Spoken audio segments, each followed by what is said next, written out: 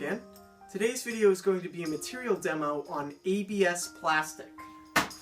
This stuff, this wonderful armor building material. Let's get started, shall we? ABS is a super durable, dense plastic, which often comes with a hair cell side, as shown here, and a smooth side, as shown here. For cutting and shaping ABS, you really need some more serious tooling. It's much too dense to cut with scissors or a knife. I'm here using a scroll saw with a medium-teethed blade, which gets through it pretty easily, but you could also use a Dremel with either a cutoff wheel or just a drill bit. A variety of other power tools will get the job done as well. The one issue with this is that ABS has a rather low melting temperature, so when you do cut it, it often leaves burring on the sides of a newly cut piece.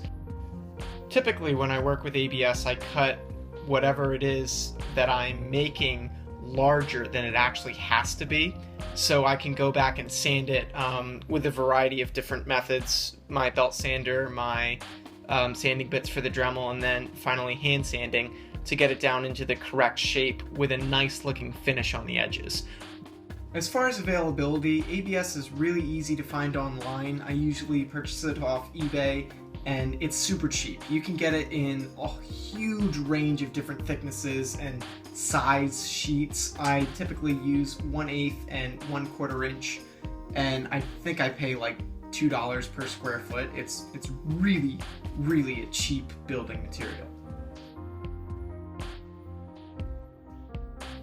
ABS is certainly a little more difficult to work with than some other plastics that you may use to do the same thing, but the reason I prefer ABS over other plastics is because of its outstanding physical properties. It's got very good flexibility, its puncture and impact resistance is through the roof just because it's such a dense plastic.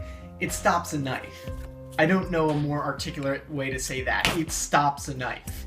So, take that for what you will.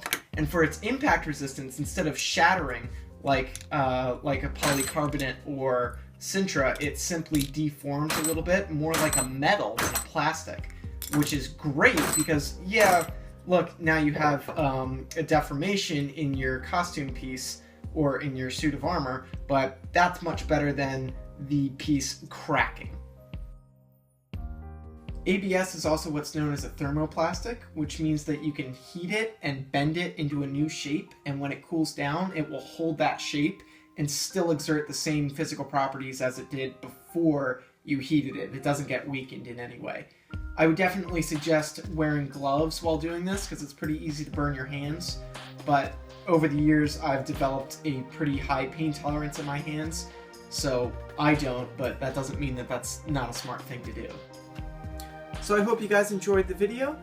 Keep in mind this is just one of many different plastics and composites that you can use in armor construction. This is one of my personal favorites, but it is a little more difficult to work with than some of the other materials out there. I certainly encourage you to check out my other videos, kind of learn a bit more about the different materials and how each one works, what they're good for, to help you in your understanding of what you'd like to use for your future projects. Thanks, and I'll see you again real soon with my next video.